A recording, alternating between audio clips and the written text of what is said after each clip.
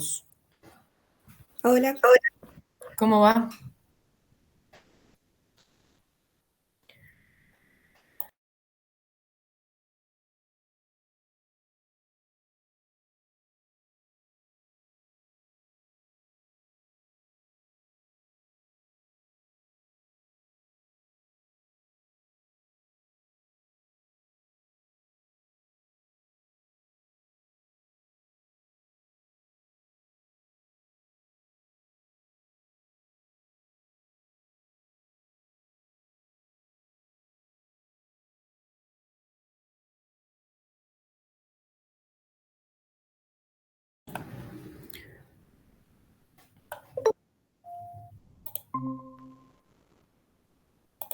Bueno, somos poquitos.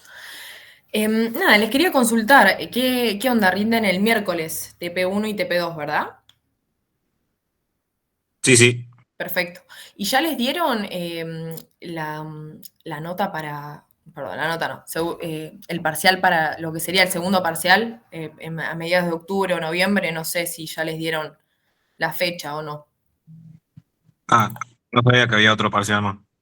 No hay, o no hay otro parcial. Yo me habían dicho que sí, por eso. No sé. Qué jodido va a estar esto. Bueno, pero tranqui, estamos haciendo bastante repaso con esto. Bueno, si quieren empezamos y bueno. em, Nada, bueno, les quería comentar, yo ahora no tengo la remera puesta, pero bueno, yo soy Mía, compañera de la Jaureche. Nosotros estamos formando parte de un proyecto que es más grande, que es el Avanzamos Todos. Y bueno, más que nada es para poder acompañar a la trayectoria de los compañeros y de los estudiantes, y más por sobre todo en esta situación que estamos atravesando como institución pública, ¿no? A nivel país. Yo generalmente comienzo esta clase haciendo como un repaso de todos los autores y bueno, somos poquitos, así que podemos hacer eso. Si necesitan, vamos haciendo retroalimentación y demás. Aprovechen para que podamos hacerlo lo más tranqui posible. Bueno, generalmente yo hago este repaso en esta introducción con lo que es la tradición de Fundamentos 1 para que podamos retomar algunos conceptos principales de la materia, ¿sí? En tanto de que siempre hablamos de una evaluación psicológica. En Fundamentos 1 también habíamos hecho lo mismo, ¿sí? La misma entendida como un proceso, ¿sí? Una actividad compleja y un interjuego de conocimientos donde lo que se pretende es una recolección de datos, de información. Ahí se releva un análisis y a través de la selección de distintos métodos y técnicas, de alguna forma hacemos un análisis y una toma de decisión de la situación del sujeto, ¿sí? Entonces, lo principal es poder hacer una lectura integral de lo que es el sujeto. Eh, la particularidad de los test generalmente pasaba esto, ¿no? De que al ser un instrumento, ay, perdón, voy agregando mientras tanto, presenta ciertas características como esto administrativo, protocolar, con uniformidad a la hora de administrar. Entonces, bueno, la mayoría de los test psicométricos tenían esta capacidad de poder medir aptitudes cuantitativas, como lo era la inteligencia, la memoria visual, lo psicomotriz. Se encargaban también de esto, ¿no? De la ejecución y el rendimiento en sentido o en sentido máximo, sí que sería como la ejecución máxima. Y generalmente estaba regulado por estas normas y baremos, que nosotros también vamos a verlo, pero de otra forma en lo que son las técnicas proyectivas. Bueno, la similitud que hay entre lo que vendrían a ser las técnicas psicométricas y las proyectivas son básicamente esto que venía mencionando anteriormente. Generalmente son dos materias que están reguladas por consensos deontológicos que tienen que ver con todos estos consensos de la comunidad científica para otorgar en estas evaluaciones esta rigidez o esta pretensión científica de ser válida y confiable. Una de las diferencias principales, no sé si se acuerdan, pero la fundamentación de Fundamentos 1, la fundamentación siempre fue empirista o mayormente. Y ahora en Fundamentos 2, en este giro, la fundamentación claramente que va a ser teórica y va a tener una fuerte apertura por el lado del psicoanálisis. Seguramente en las materias a ustedes le han dicho de que, primero hay que conocer muy bien la fundamentación teórica para así después poder trasladarlo a lo que son las técnicas. Entonces, es importante que ustedes, a medida que vayan haciendo las técnicas proyectivas, puedan vincular lo que es la fundamentación teórica con los objetivos y lo que pretende indagar la técnica, ¿sí? Bueno, por el otro lado, lo que les quería comentar es esto, ¿no? De que las técnicas proyectivas también, obvio, que van a partir desde una evaluación psicológica y a veces del proceso psicodiagnóstico, que eso lo van a ver ustedes el año que viene. Pero bueno, la ejecución es típica, porque lo que se intenta recolectar son conductas habituales del sujeto. En términos también de validez y de confiabilidad, generalmente están reguladas por las normas cliché o las perceptivas, que permiten de alguna forma esta comparación con la normativa, ¿sí? Pero lo importante, y creo que es lo más importante a resaltar, es que lo que se pretende indagar es la personalidad del sujeto, la singularidad, la peculiaridad. Entonces, si bien hay una comparación normativa, los test proyectivos tienen esto de poder retomar lo subjetivo propio, ¿sí?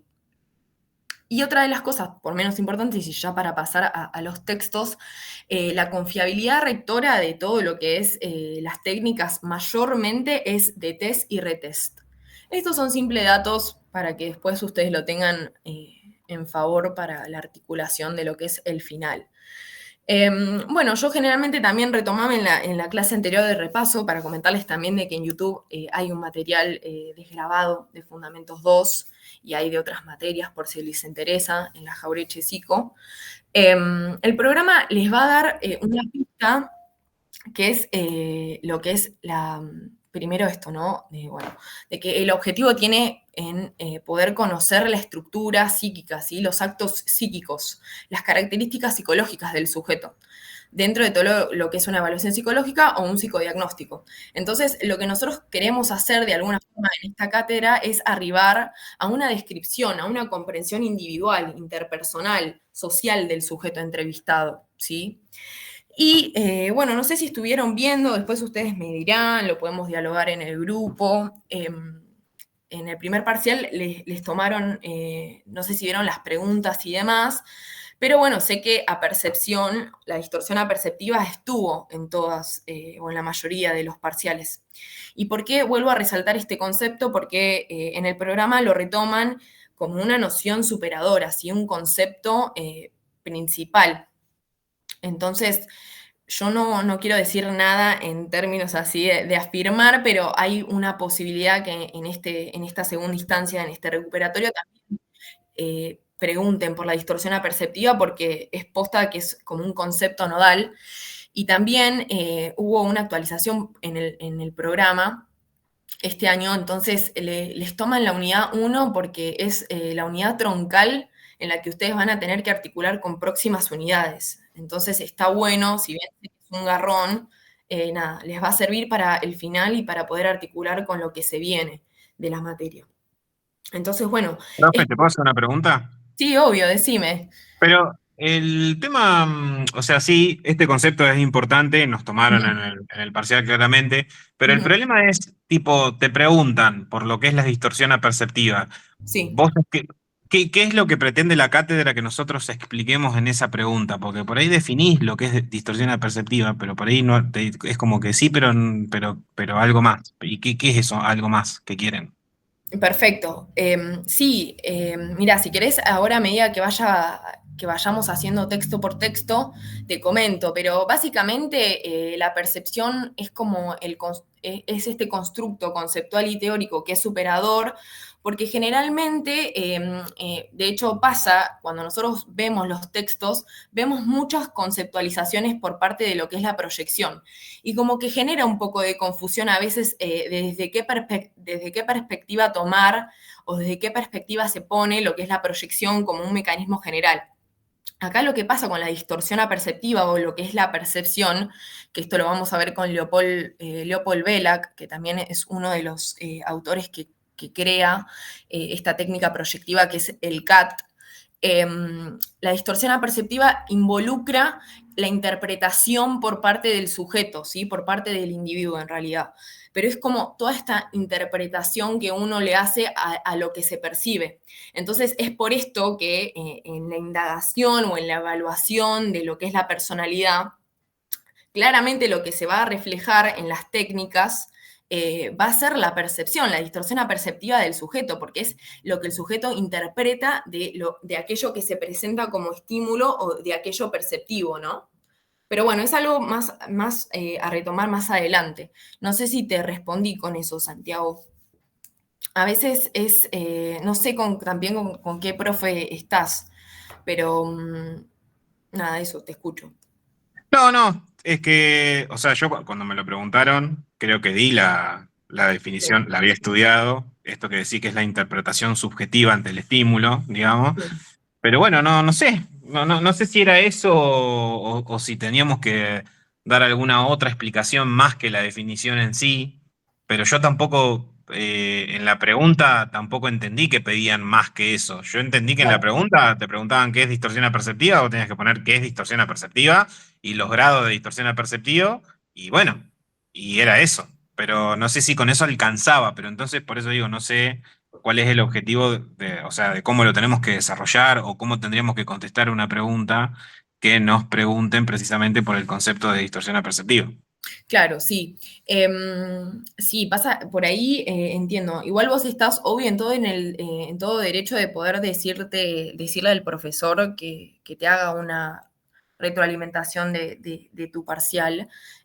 Más que nada, que es una buena instancia que a veces nosotros no aprovechamos, yo incluida, que cuando uno desaprueba tiene la posibilidad de ver qué es lo que faltaba o corregir. Pero bueno, hay como una serie de pasos en los que Belak llega para poder dar este giro, ¿sí? Y tiene que ver con esta contraposición también con lo que es una percepción cognoscitiva pura, objetivable. Pero bueno, si querés, más adelante lo vamos articulando, así ya vamos haciendo como este pre antes de llegar a lo que es la percepción. ¿Te parece? Sí, sí. Y cualquier cosa en el grupo, si hay cosas que no quedan, yo también soy estudiante al igual que ustedes, si hay cosas que quedan medio en falta o demás, las vamos viendo ahí tranquilamente. O sea, esto utilícenlo para que podamos hacer de esto algo más dinámico. Bueno, me imagino entonces que estuvieron viendo las preguntas que les tomaron en el parcial en la primera instancia. Yo iba a comenzar con el texto de Lawrence ABT, haciendo un recorrido rápido. Eh, Básicamente, él va a ser el que de alguna forma define lo que es una psicología proyectiva, ¿no? La misma siempre entendiéndola desde una rama de la psicología que se desprende de la misma, donde elabora un conjunto de supuestos e hipótesis, generalmente desde la mano clínica, ¿sí? Y es ahí donde utilizan métodos proyectivos para el estudio y el diagnóstico de la personalidad. Está bueno porque el texto en un punto lo que hace es como una comparación donde dice que no se posiciona desde el lado de lo que es la tradición norteamericana conductista, que conceptualiza o entienda la conducta en términos, ¿no? En términos estáticos, estereotipados, naturales u observables, ¿no? Esto que Skinner y Watson de alguna manera planteaban con lo que es ante un estímulo, una respuesta. El posicionamiento de la psicología proyectiva ya tiene que ver con una conducta en términos funcionales, ¿sí? En términos donde de alguna manera estamos haciendo referencia a algo que es activo, algo que es intencional, algo que tiene que ver con las propiedades internas de sí mismo, ¿sí? Por eso también se plantea esto funcional en términos dinámicos, en términos donde lo funcional alude a esta relación entre lo que es la persona y la situación. Y es por eso que el abordaje de esta conducta funcional tiene que ver con un criterio holístico u holista, en tanto que se intenta interpretar o elaborar interpretaciones que sean de distintas dimensiones del individuo, ¿sí? Que no se reduzcan a algo aislado o individual. Al mismo tiempo, el autor va a plantear, ¿no?, que hay tres disciplinas que son como las principales, que dan origen a lo que es la psicología proyectiva. Una de ellas es la teoría psicodinámica, luego está la psicología de la Gestalt y por último está el psicoanálisis. Cuando nosotros hablamos de la teoría dinámica, estamos hablando de este carácter precisamente del desarrollo de la personalidad en términos dinámicos. Y cuando hablamos de la psicología de la Gestalt, es un poquito de lo que venía hablando anteriormente, pero especificado en una disciplina. Nosotros estamos hablando de la totalidad del organismo, ¿sí? De un sistema de autorregulación que tiene que ver con un patrón, que tiene que ver con un patrón completo, que tiene que ver con una unidad, con un organismo, ¿sí? Y cuando hablamos del psicoanálisis, obviamente que estamos hablando de todo este desarrollo y desenvolvimiento por parte del individuo en términos de una metapsicología, en términos de mecanismos intrapsíquicos y psíquicos, por supuesto. Lo que nosotros tenemos que, creo que resaltar de esta parte es que lo que se hace referencia es desde un determinismo psíquico, ¿sí? Desde una naturaleza psicológica.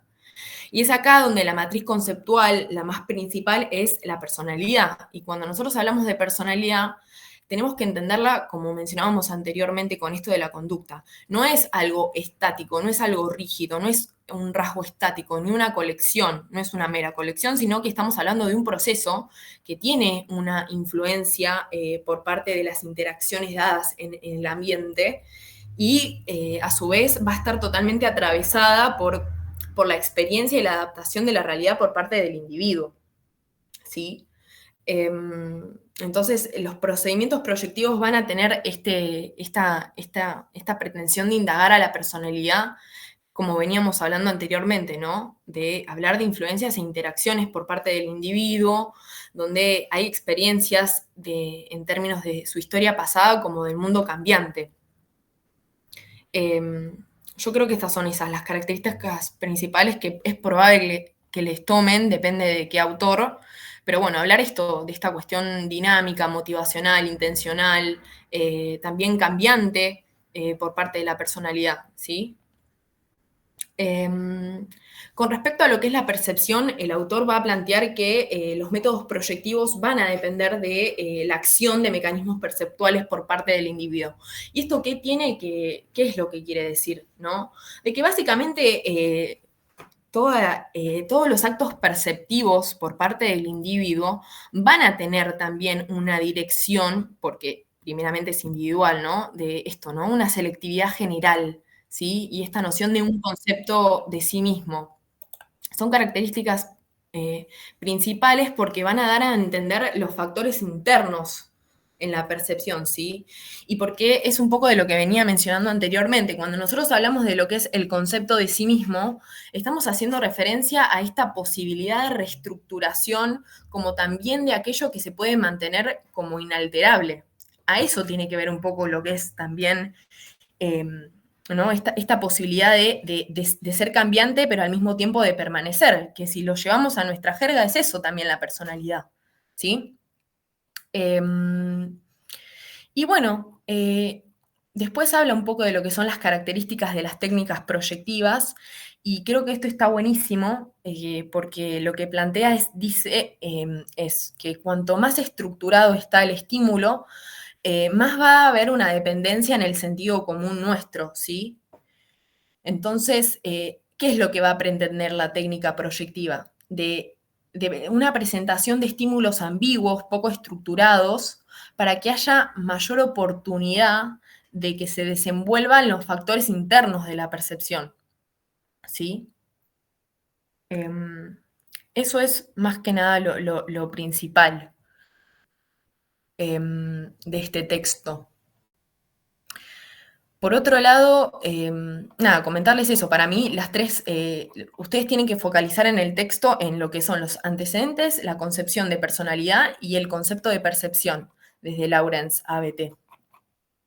Ya después, en lo que respecta a Dieder and Sue, está buenísimo porque lo que va a hacer es retomar algunos retoman mucho más que nada a Frank, que Frank es posible, yo se los digo así en modo de posibilidad, pero Frank es importante porque, por más de que ahora no lo vamos a dar, lo vamos a ver más adelante, plantea o conceptualiza muy bien a lo que es la personalidad. Entonces es posible que les pidan que conceptualizan la personalidad desde Frank. Y por eso Dieder and Sue en este texto lo que hace es retomar el concepto de personalidad y habla, ¿no?, en esta diferenciación de lo que son las técnicas proyectivas en distinción con lo que vendrían a ser los test psicométricos. Cuando nosotros hablamos de las técnicas proyectivas, hablamos de esta ambigüedad del material que se le presenta al sujeto. ¿Y esto qué quiere decir? Cuando nosotros hablamos de ambigüedad, es un poco de lo que venía hablando anteriormente, estamos hablando de que la presentación de un estímulo siempre tiene que ver con algo más, más que nada ambiguo, poco estructurado. Yo siempre hago este ejemplo para que ustedes puedan ver. Esto es cuando hay mayor estructuración, que lo van a ver en el TAT, donde ven una imagen donde está bastante bien delimitado. Entonces, a la hora de relatar una historia que se les piden, por ahí, entre los que somos, vamos a tener de alguna forma algo en común, porque está bastante estructurada el estímulo. Ahora bien, si yo les presento esto, donde ya vemos un estímulo un poco más difuso, quizás la presentación o la narración o el relato va a ser distinto, porque hay esta particularidad de la ambigüedad de la técnica proyectiva. A su vez, es esto de que investiga la personalidad, ¿no? Y hay mucha libertad en lo que son las respuestas, ¿sí? Después salta lo que vendría a ser la etimología de lo que es el concepto de proyección, que en sí es multívoco, o sea, lo que ustedes tienen que entender es que en estas tres definiciones, que es la física, matemática y la óptica, de alguna forma nos dan un sustento para poder entender cómo es el desenvolvimiento de la proyección de un individuo, ¿sí? De hecho, en esto, ¿no? La física que dice el lanzamiento de proyectiles, ¿no? Que tiene que ver con esta noción de descarga, de expulsión. Si nosotros lo llevamos a una situación proyectiva, la técnica generalmente favorece la descarga. Sí, creo que sí, queda grabado, Valen. Vale. Entonces, bueno, es eso, que ustedes puedan entender desde ese lado de la dinámica de la proyección. Y, ay, no sé si a ver. Ya, gracias, perfecto. No, yo con la tecnología encima me llevo muy mal. Bueno, en segundo término tendríamos lo que vendría a ser la matemática, que tiene que ver con esta correspondencia entre puntos, ¿sí? Parece medio engorroso, pero si nosotros lo llevamos o lo trasladamos a una situación proyectiva, lo podríamos decir que frente a la presentación de un material ambiguo, ¿sí?, que generalmente es medio vacío, el sujeto tiene que completar, tiene que producir una respuesta. Entonces hay como frente a esta presentación ambigua, una correspondencia. Por el otro lado tendríamos lo que vendría a ser la óptica, que me parece que es un buen ejemplo. Creo que para mí es el concepto que más me gusta de las tres, porque representa muy bien esto, ¿no? De una radiografía de los rayos X, de que los test proyectivos van a tener esta intencionalidad de que salga a la luz aquello oculto, ¿sí? Que salga algo de lo latente en el manifiesto. Bueno, y acá saltamos al grano de lo que vendría a ser la proyección entendida en términos freudianos, ¿sí? Donde vemos dos momentos que, si bien esto, un poco retomando lo que decía Santiago, es difícil definir en sí lo que es la proyección, porque inclusive hasta la misma obra freudiana, en un momento es como que a veces no lo nombra de tal magnitud, de tal presencia. Entonces, para mí, en esta síntesis, lo que ustedes tienen que concentrarse es que en el primer momento Freud lo que va a decir es que la proyección va a ser un mecanismo propio de la paranoia. Y ahí va a utilizar, desde el caso Schweber, si ustedes están cursando psicopatología 1, esto, ¿no? De que es un mecanismo patognomónico, que si bien es complicado el concepto, tiene que ver tiene que, mejor dicho, refiere a esto de que es un mecanismo puro y exclusivo de la paranoia, ¿sí? Y por el otro lado tendríamos lo que vendría a ser la segunda etapa, que ya alude Freud en un segundo momento o en un tercer momento de la obra freudiana, lo que va a plantear es que es un mecanismo defensivo general, ¿sí? Ya no es solo perteneciente a lo que es la paranoia en sí, sino que hace referencia a un mecanismo que es inherente al psiquismo, ojo, inherente al psiquismo, pero no en la vida misma, sino que es una cuestión intrapsíquica que alude a un proceso psíquico primario. Entonces, claramente que el desenvolvimiento de la proyección siempre va a ser en términos inconscientes de alguna forma, ¿sí? Bueno, eso por un lado por la obra freudiana. Por el otro lado, ya pasamos a lo que vendría a ser las diferencias entre lo que es una situación psicoanalítica de lo que es una situación proyectiva. Esta parte está buena porque básicamente cuando nosotros hablamos de una situación proyectiva estamos hablando de un sujeto en proyección. Entonces, claramente que el tiempo de tratamiento va a estar limitado porque hay una serie de sesiones y porque hay una delimitación primeramente dada en un encuadre, que ustedes ya en el TP3 lo están viendo. Y por el otro lado también, ¿no? Esto de que hay una libertad de expresión. Es un poco de lo que venían hablando anteriormente. O sea, frente a la ambigüedad del material va a haber distintas producciones por parte del sujeto y creo que esta también es una de las diferencias principales con lo que vendrían a ser los test psicométricos, de que no hay respuestas correctas o incorrectas, sino que los los test proyectivos lo que quieren hacer es poder revelar de alguna forma aspectos de la personalidad del sujeto entrevistado. Mientras que la situación analítica, psicoanalítica ya de por sí alude a lo que vendría a ser una asociación libre, el tiempo de tratamiento es indefinido, ¿sí? Como que hay un dispositivo distinto, es un dispositivo distinto, ¿sí? Y siempre hablamos de un sujeto en análisis. En cuanto a las similitudes entre lo que vendría a ser una situación proyectiva y una situación psicoanalítica, estamos hablando siempre en términos de regresión, ¿sí? La regresión al aparato psíquico o del aparato psíquico que tiene que ver con de alguna forma, este trabajo de procesos secundarios a procesos primarios, ¿sí? Bueno, no sé si voy bien, ¿qué les parece? ¿Les parece que hagamos esta modalidad de recorrido de autor por autor? ¿Quedó claro? ¿Quieren que repasemos algo con lo que vimos de Ansiú?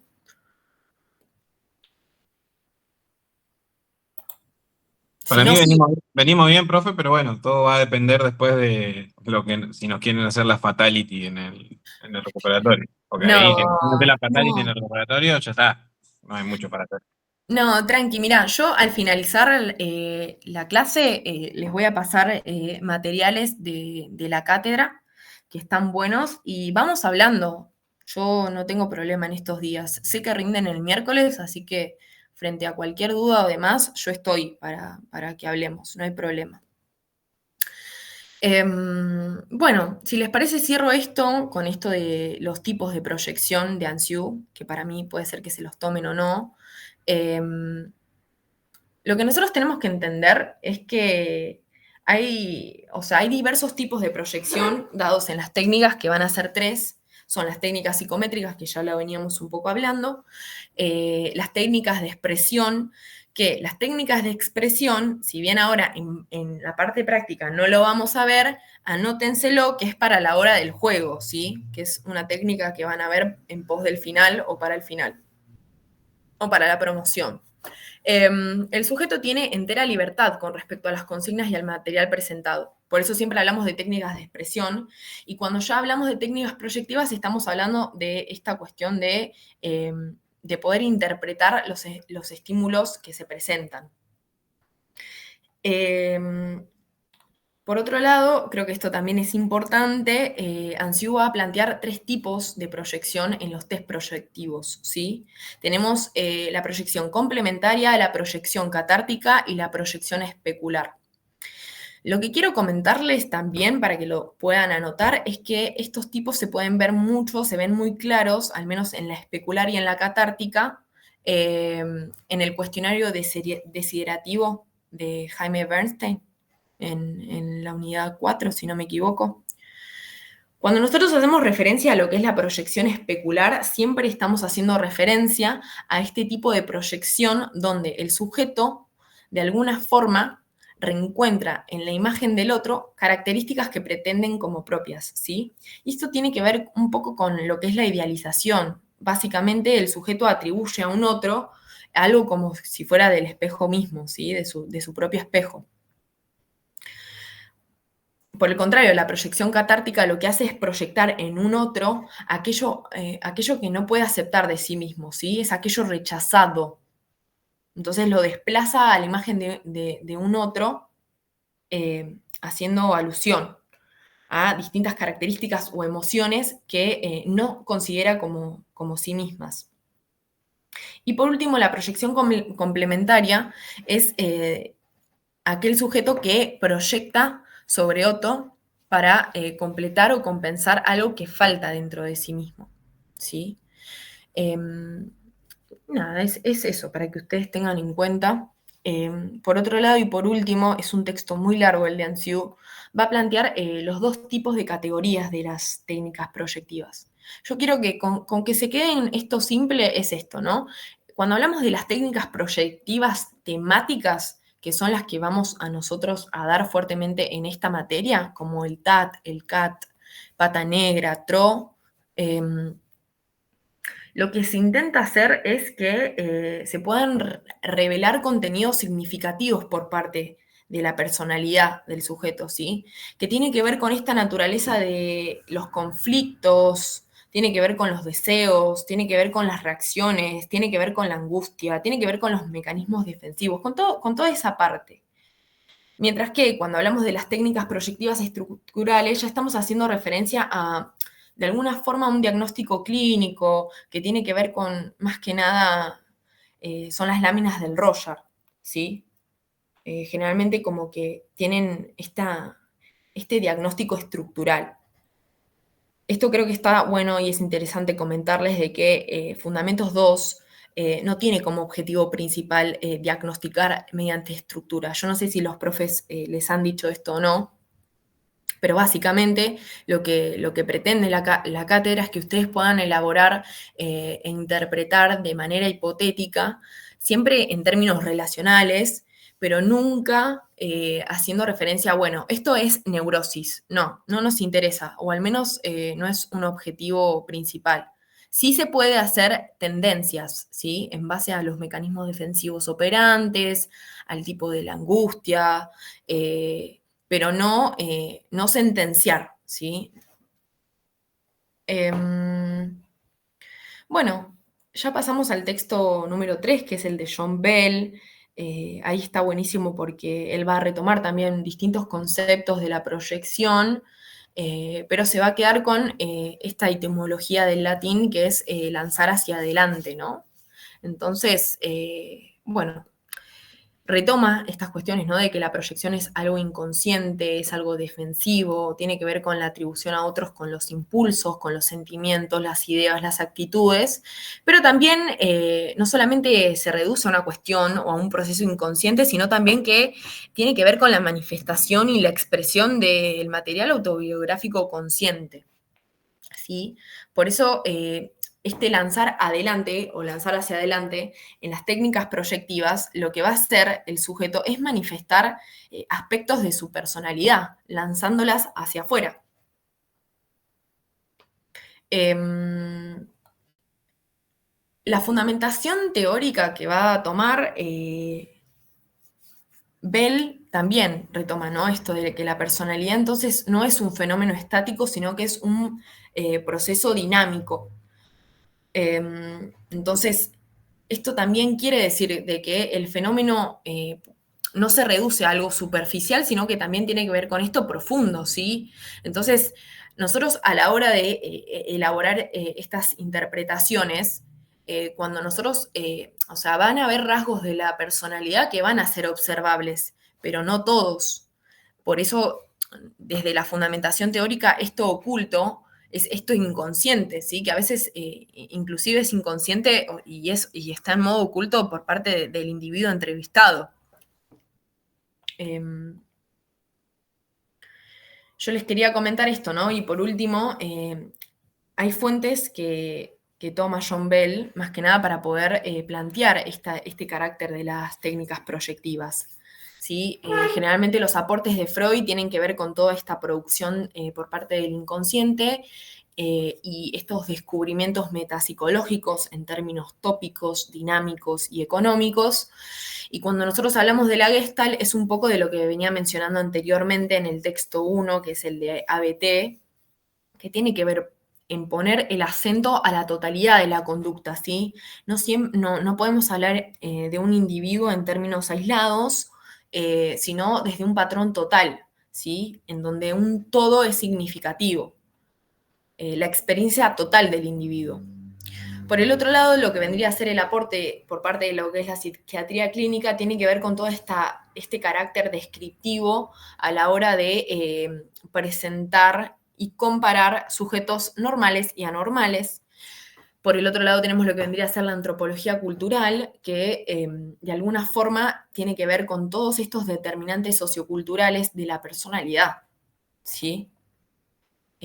Esas son las cosas más importantes de John Bell. ¿Vamos Profe, bien? bueno, yo Sí, tengo acá de Bell, tengo anotado instrumentos intelectuales y conceptos, descripciones de relaciones específicas, situación persona, hipótesis, modelos fisiológicos y psicológicos, y proporciones con cierto grado de generalidad. ¿Eso a no? ver, ¿me lo podrías decir de nuevo? Bancame que lo busco, pero esto ¿de qué parte? A ver, ¿me lo podrías volver a decir, Santiago? Sí, instrumentos intelectuales y conceptos, Sí, descripciones de relaciones específicas, situación persona, perfecto. ¿Y qué más? hipótesis, modelos fisiológicos y psicológicos, Sí, y por último, lo que anoté fue proporciones con cierto grado de generalidad. perfecto. ¿Alguien más tiene algo con respecto a eso? Porque yo lo tengo acá en los apuntes que tengo y la verdad es que no está tan detallado de esa forma. Em, No, pero digo porque en base a lo que dijiste vos, que tuviéramos en cuenta, eh, sí, hablaste más de la antropología, o sea, nada que ver lo que tenía anotado, por eso. sí, o sea, yo lo que remarca el autor es esto, ¿no? De por ahí toma de distintas disciplinas o distintos aportes de distintas sí, corrientes o fuentes para poder dar sustento básico a lo que vendrían a ser las técnicas proyectivas.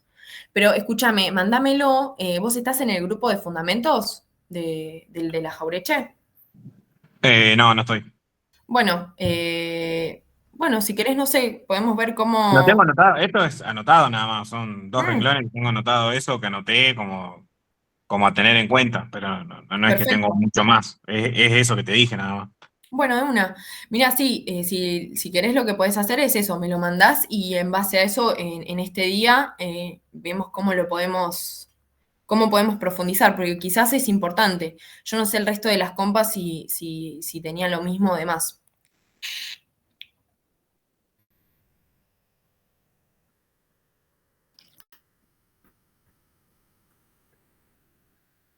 Bueno, de última, bueno, me lo mandás y seguimos viendo.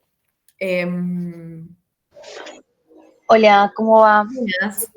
Yo de Bell tengo eh, la descripción por ahí de lo que sería técnicas proyectivas, Sí, esto que decías vos de que toma de diferentes autores y da su propio concepto, por ahí si se quiere, del concepto, de la idea de proyecto.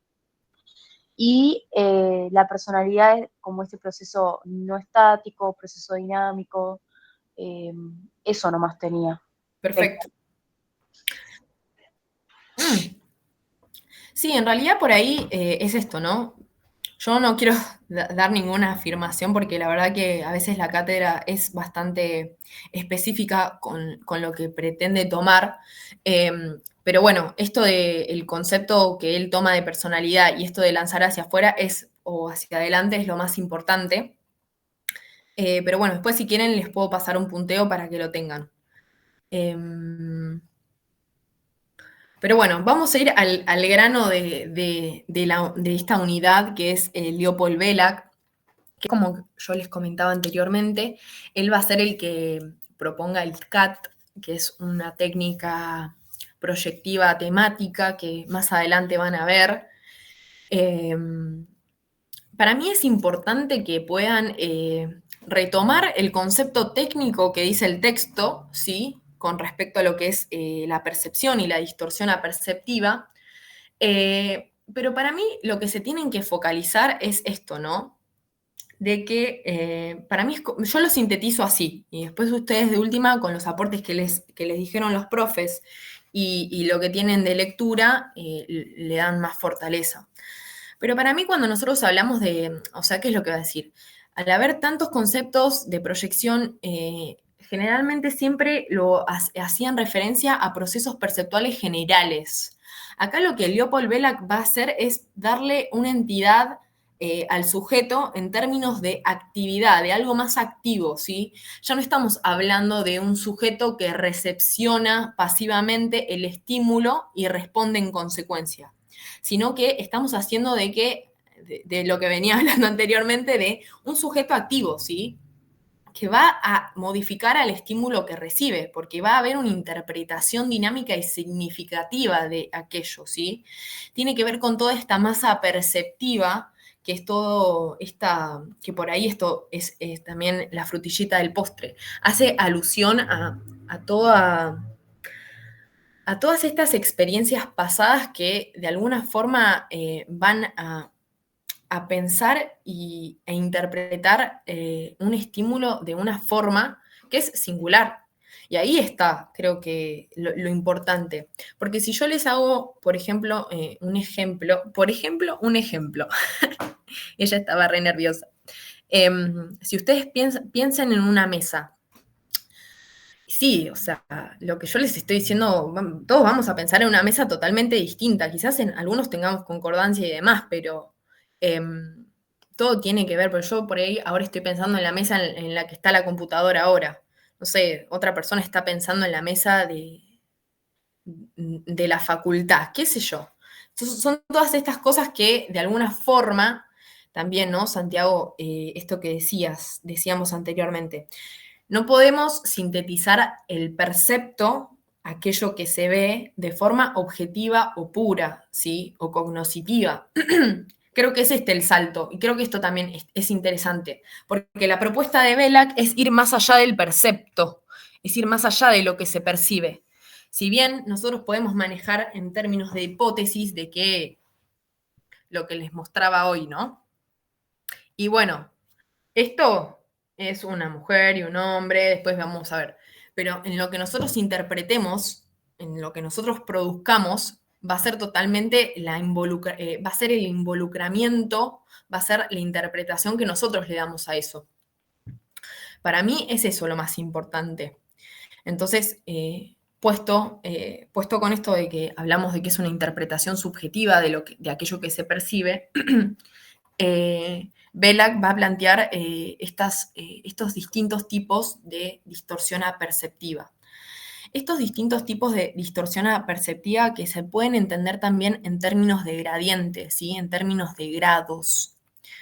Yo quiero que tengan, o al menos que tengamos este feedback de que lo siguiente que voy a desarrollar es como para que ustedes lo tengan desde nuestra jerga, ¿sí? O sea, desde nuestro lenguaje, pero a veces hay que tener delicadeza a la hora de hablar, porque la distorsión aperceptiva va a tener 4 tipos, de las cuales, si yo les hablo de la proyección invertida, les estoy haciendo referencia a este grado máximo de distorsión aperceptiva, ¿sí?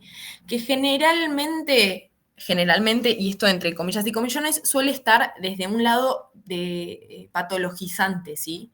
Por ejemplo, en la estructura paranoide. De nuevo, se repite la situación del caso Schweber de esto, ¿no? Yo lo amo, a yo lo odio, a él me odia, ¿no? Es toda esta inversión, viste, es como la vuelta del panqueque, o sea que aquello que se percibe termina siendo algo radicalmente polar. Por eso se le dice, ¿no? De que no solamente es un proceso inconsciente, sino que es algo invertido porque lo que hace es una distorsión radical, es muy rígida, es muy fija.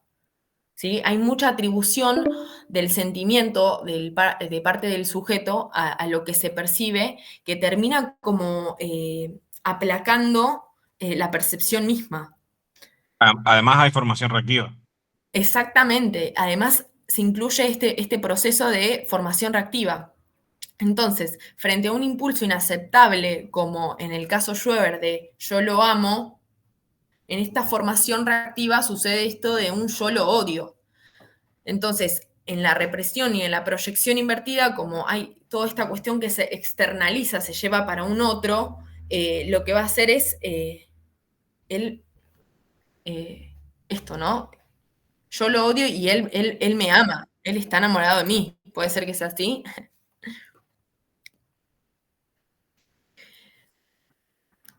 En cuanto a lo que...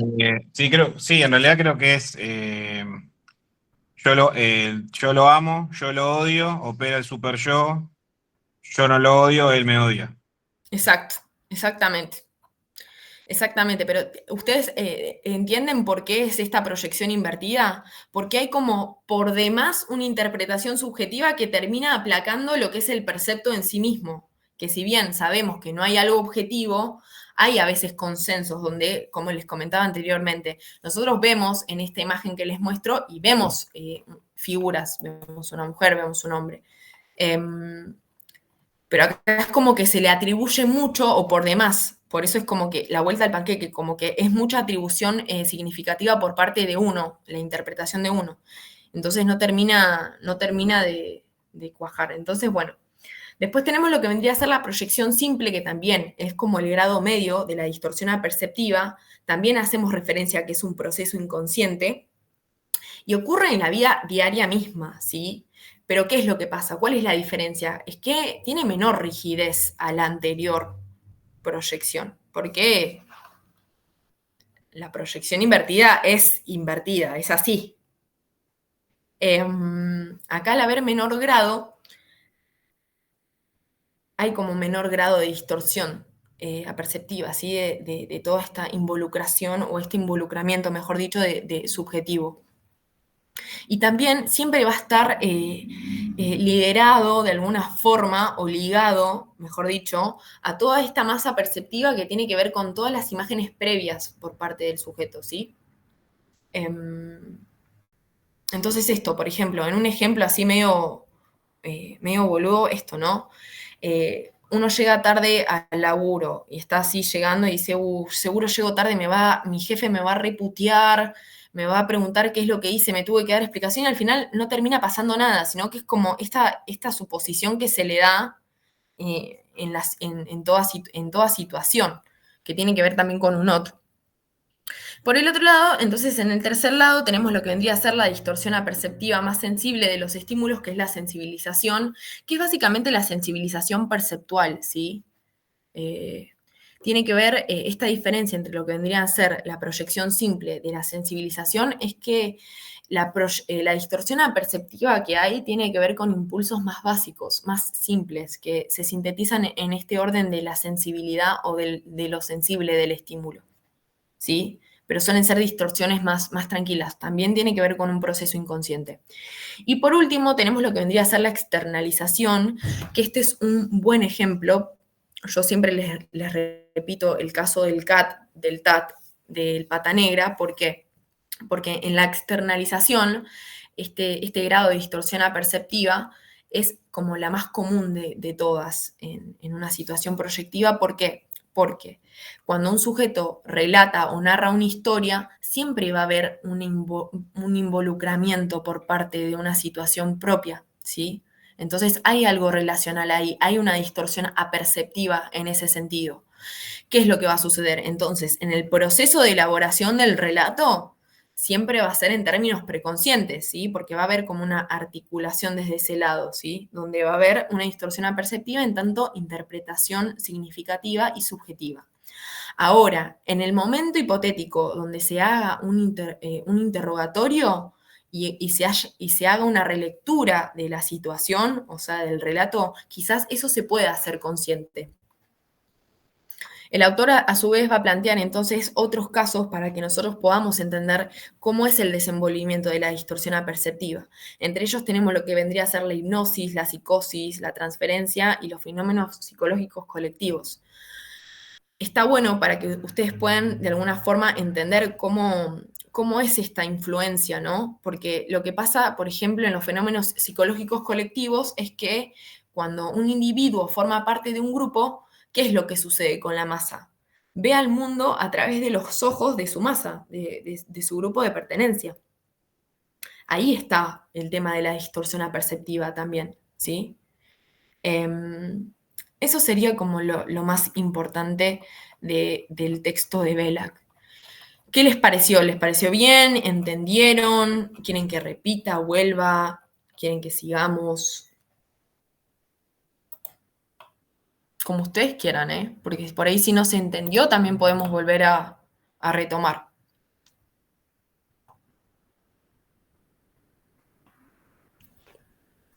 Mientras me tomo un mate. Yo creo que la explicación viene bastante bien. De Yo estoy una. más perdida, pero porque lo agarré re tarde. Pero bueno, Bueno, vengo bien para el artículo, estoy a tiempo. no, sí, todavía falta. Todavía falta. Mira, te quedan un par de días.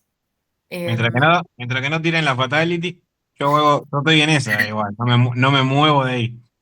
Sí, igual bueno, intentamos, sí o Porque sí, eso veo obvio. como que obvio. la manera de corregir por ahí es como muy exquisita, tal vez, ¿no? Como para decirlo de alguna forma.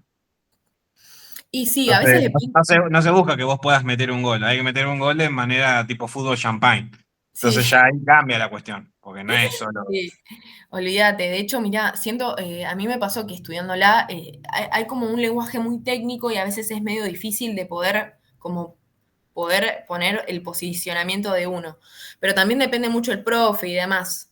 Igual es eso, o sea, tírense. Yo también he cursado y he ido a artículo y bueno, son cosas que pasan. Forma parte de todo nuestro trayecto. Pero bueno, una alegría que se entienda. Y bueno, es eso.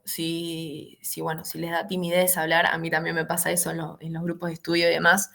Si en el grupo lo podemos redesenvolver y lo recharlamos. Hasta que van a salir aprobando.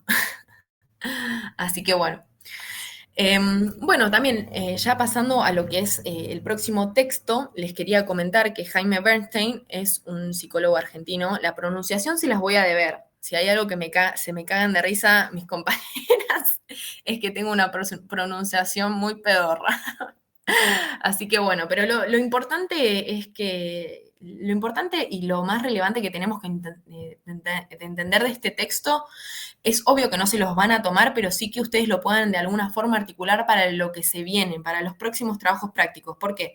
Jaime Bernstein es un psicólogo argentino que tuvo la potencialidad de alguna forma de dar apertura e instaurar todos los instrumentos proyectivos a nuestro idioma, ¿sí? La psicología hispanohablante. ¿Qué significa esto? Un poco de lo que veníamos hablando al principio, que yo les hablaba, ¿no? De esto de poder tener un consenso deontológico y poder establecer de alguna forma una regulación de lo que es una comunidad científica. Se necesita de una serie de pasos, ¿sí? Es algo medio procedimental, es algo medio metódico para poder elaborar conocimientos científicos. Entonces, lo que va a proponer el autor en este texto, que son la presentación de las técnicas proyectivas, es básicamente tener esta responsabilidad ética y en el ejercicio profesional, ¿sí? Básicamente es una delimitación del quehacer del profesional. Y lo que se va a caracterizar más que nada es que a la hora de formular diagnósticos, ¿sí? Ya sea para la recolección de datos, ya sea para la programación de una terapia, fines terapéuticos, tiene que haber una adecuación, ¿sí? Y al haber una adecuación tiene que ver con esto de que no podemos trasladar técnicas proyectivas kleinianas a trasladarlas desde Europa hasta acá, porque no tenemos a la misma población. No tenemos a la misma población y al no tener a la misma población tiene que haber una adecuación. Por eso también ya les tiro un pase. Ustedes ya creo que lo habrán visto en el taller, que es una nueva modalidad de este año. Jaime Bernstein va a tomar el test desiderativo de uno de los autores, si no me equivoco, de Sasso, y lo va a adecuar haciendo un cuestionario desiderativo, ¿sí? No es lo mismo, no es lo mismo y hay toda una regulación de alguna forma para poder hacer referencias a estos tipos de normas, tanto cliché como perceptivas, pero que refieren a la población. Así que bueno, es eso, básicamente eso. No podemos importar ni trasladar, sino que hay que hacer elaboraciones que tienen que ver o tienen desde el índole científico en poder traducir y adaptar las técnicas proyectivas. Así que nada, para que les sirva para las próximas unidades.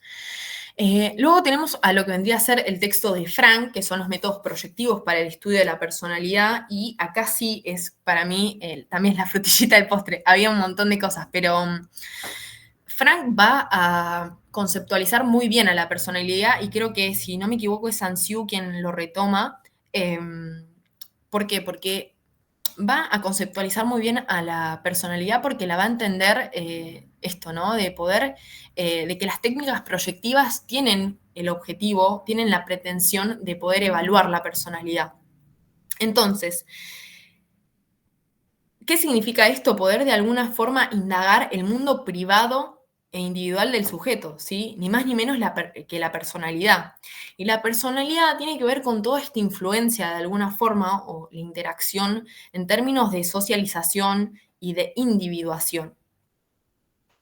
Entonces, cuando nosotros hablamos de lo que es la personalidad en sí, la personalidad es un resultado de esta interacción de agentes culturales con el individuo y tiene que ver con poder vincular de alguna forma con el mundo social ordinario, con el mundo privado, pero por sobre todo con el espacio vital de la persona. Yo creo que eso es como el sustento que ustedes tienen que tener en cuenta.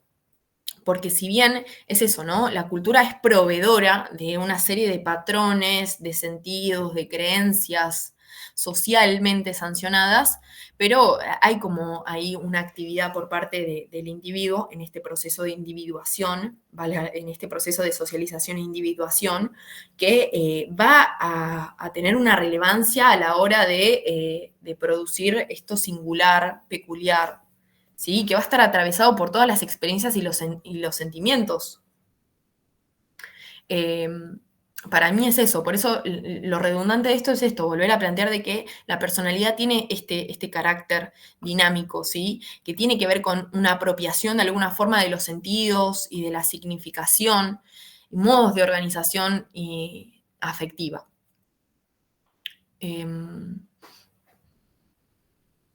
Bueno, eso, para mí esto es lo más importante por su lado y obvio, si lo pueden, ahora cuando yo les dé el material, después ustedes van viendo entre la lectura, entre lo que dijo el profe y demás. Y por último, bueno, no sé si es último, pero tenemos lo que es el campo, que el campo sé que generó muchos problemas a la hora de poder definirlo, ¿no? Nosotros generalmente también tenemos como esto, yo creo que como que quiero que lo hablemos desde nuestra jerga para que ustedes lo puedan entender y después lo puedan de alguna forma, no sé sí, de poder elaborarlo desde la parte técnica, pero también entendiendo de que el campo va a ser, lo que va a hacer Frank es retomar desde la topología de Lewin, ¿sí? Al campo. Básicamente, cuando nosotros hablamos del campo, lo que nosotros tenemos que tener en cuenta es la situación de la parte del individuo con el todo, ¿sí? Con su todo. Y tiene que ver con esta interacción en un campo donde se corta en 2 minutos. ¿Vuelve a armar? Sí, dale, perfecto. Dale, hacemos eso. Mientras yo me tomo unos matecitos y se corta y entramos en el nuevo link que manda el grupo. ¿Les va? Yo no Profe, estoy en el grupo WhatsApp. Bueno, No sé sí, si ahí, yo pueden tampoco. mandar el link. Sí, dale, ahí porque se los mando. me lo mandó una compa, pero cuando entré, como que decía que que no podía ingresar porque habían hecho uno nuevo, como que no era, no sé, no pude entrar. Dale, ahí les mando. Ahí lo mandé al grupo y ahora, a ver. Y ahora entramos al otro. A ver, sí, Mónica, te escucho.